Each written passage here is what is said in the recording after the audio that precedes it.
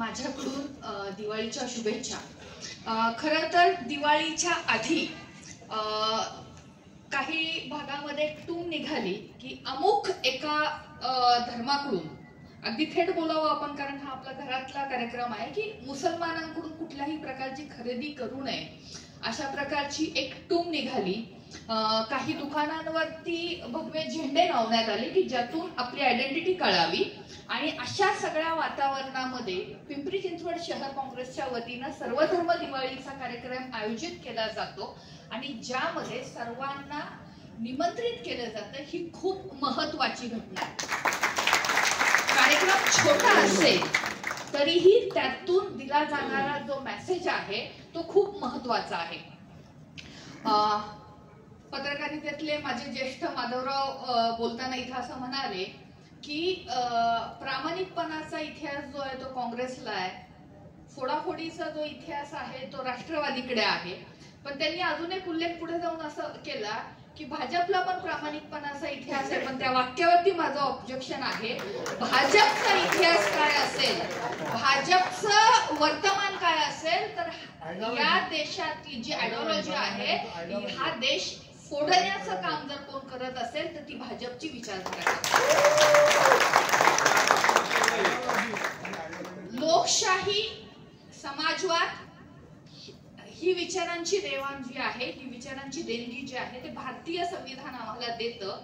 आणि कुठल्याही धर्मापेक्षा भारताचा नागरिक म्हणून वावरत असताना माझ्यासाठी संविधान हा सगळ्यात मोठा धर्म आहे।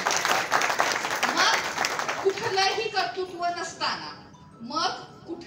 कर्तृत्व नसताना मी ज्या धर्मात जन्माला आले, मी ज्या जातीत जन्माला आले, त्याचा अभिमान आणि त्याचा फुकटचा गर्व मी बाळगत नाही। मी अभिमान कशाचा बाळगते, मी गर्व कशाचा बाळगते, तर आज मी ज्या पदावरती पोहोचले त्यासाठी मी जी मेहनत घेतली आणि त्यासाठी ज्यांनी मला सहकार्य केलं त्या सर्वांचा मी अभिमान मानते। कारण हे यश मला माझ्या कर्तृत्वाने मिळालेलं आहे।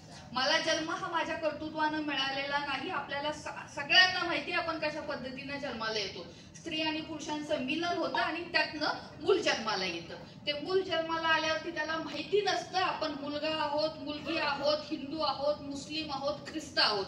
त्याला हेही कळत नसतं आपण कोण आहोत। त्याला एवढंच कळत असतं की आपण एक जीव म्हणून इथे जन्माला आलेला आहे। मग नंतर वयाच्या 5व्या-6व्या वर्षी जशी समज येते तसं मग आपली एक आयडेंटिटी जी आहे ना, की ज्या घरामध्ये आपण जन्माला येतो तशी आयडेंटिटी आपल्याला निर्माण केली जाते। दुसरी एक महत्वाची गोष्ट, फेमिनिस्ट स्कॉलर म्हणून आणि फेमिनिस्ट स्टुडंट म्हणून आम्ही नेहमी असं म्हणतो, पर्सनल इज पॉलिटिकल आणि पॉलिटिकल इज पर्सनल।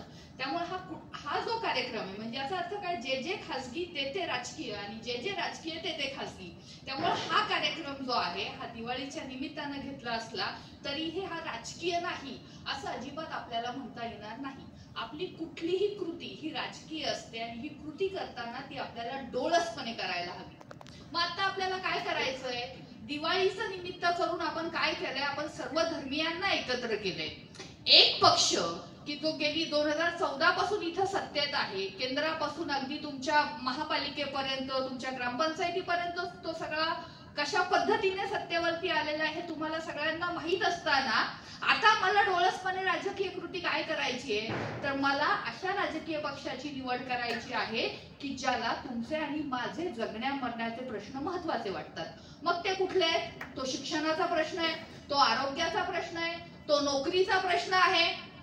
हे 3 महत्वाचे प्रश्न आहेत। त्याच्यानंतर येतो कुठला महत्वाचा प्रश्न येतो, माझ्या शहरामध्ये मिळणाऱ्या सोयी सुविधा। आज तुम्ही पाहताय अनेक लोक गावाकडे गेलेले, ट्रॅफिक जाम झालेलं, पण हे शहर सोडायला जर मला या शहरातनं बाहेर पडायला 7 आणि 8 तास लागत असतील तर तुम्हाला निवडून कशासाठी दिलंय। मग कुणीतरी मुद्दा उपस्थित करतं की शनिवार वाड्यामध्ये नमाज पडला। नमाज काय, कुणाला